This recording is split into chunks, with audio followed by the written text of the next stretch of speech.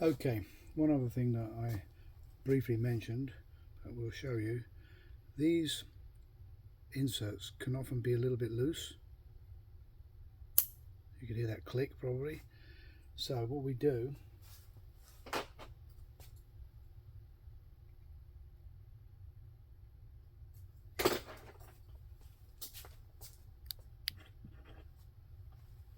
we get a little bit of green Loctite. That's the stud and bearing fit. This is a very aggressive Loctite, and we put that around the edge of this post.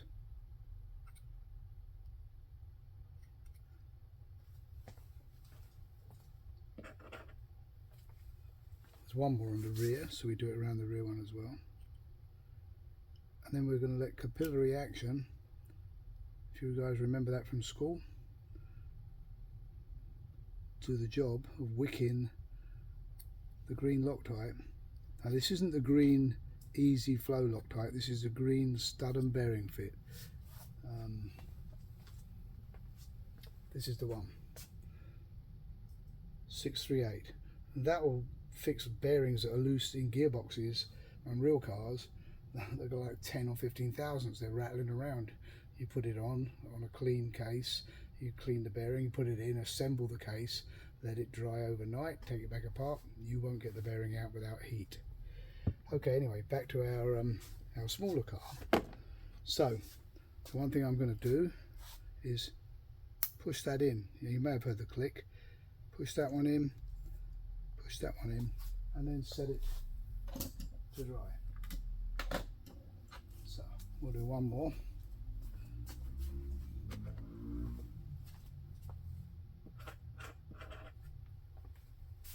I don't know if you can see that, but I've got a little bit of the green Loctite on the tip of the blade, and then so I'm using good old capillary action to allow the Loctite to flow around and down into that joint. We'll do the back one again. The back one as well, just rick it around. It's usually the front ones that seem to be the looser. I think more leverage on them. Just make sure I've got enough around there. This dries eventually.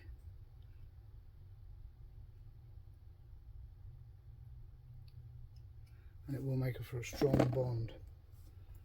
Okay. That one wasn't loose. That one was. And that one wasn't. Okay, so that's it. The other thing I mentioned in the other video, aligning axle uprights.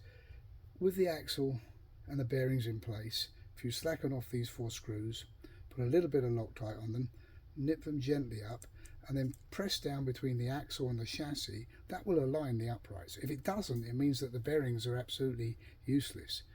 You don't need a 6mm drill blank. In fact, a 6mm drill blank does harm because it takes some metal out of these uprights, and then the bearings are loose. Then you've got to Loctite the bearings in place. So, and then finally do a crisscross, really tighten them up. And then if you want to stop them falling out, a little bit of clear Scotch tape over these screw heads acts like safety wire for slot cars. They won't fall out. I do the same on the back.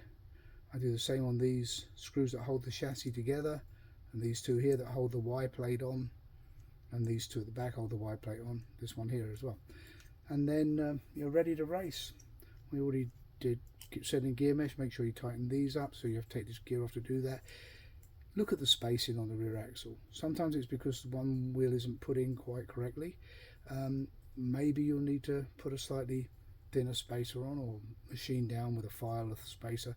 Try not to allow the tyres to kiss the bodywork because it will just smear off that Goodyear. Anyway, spring guide, the spring does help it. This plate can be further restricted by putting a nut and one of these, a screw and one of these nuts in back here, and you can get a short one that will lock it up solid, or you can get one with a longer head. You can use the O-rings on them to act as dampers. It's one of the tuning features, but not a lot that needs to be done on these. Great cars, and You can add more here. You can add grub screws here to push the plate up if you want, to also align the body. Yeah, that's it. That's another little video. Hopefully it helps. This is the 512. On all our 512s we have machined out this screw so as we can use a large screw to tighten the car to a base. We do all of this work before we ship these cars. Thank you.